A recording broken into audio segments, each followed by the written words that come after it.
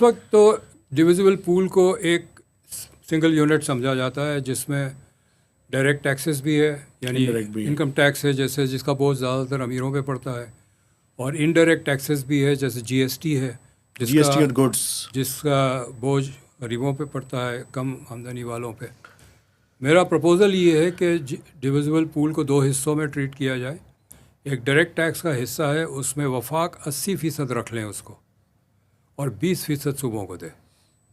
مشکل کام کر دیا۔ اور انڈائریکٹ ٹیکس جو ہے وہ وفاق 20% رکھے اور صوبوں کو 80% دے۔ اس میں سر مطلب یہ آپ کا کہ وفاق ڈائریکٹ ٹیکسز کی طرف جائے؟ جی، ان کا چونکہ ڈائریکٹ ٹیکس میں ان کا حصہ 80% ہے، تو ان کی کوشش زیادہ ہوگی کہ ڈائریکٹ ٹیکس سے ریونیو جنریٹ کریں، امیروں سے پیسے، امیر لوگوں سے پیسے لیں۔ صحیح ہے۔ تو ہمارا جو ٹیکس کا نظام ہے وہ زیادہ منصفانہ ہو جائے گا، نسبتاً ایکویٹیبل ہو جائے گا۔ بالکل ٹھیک۔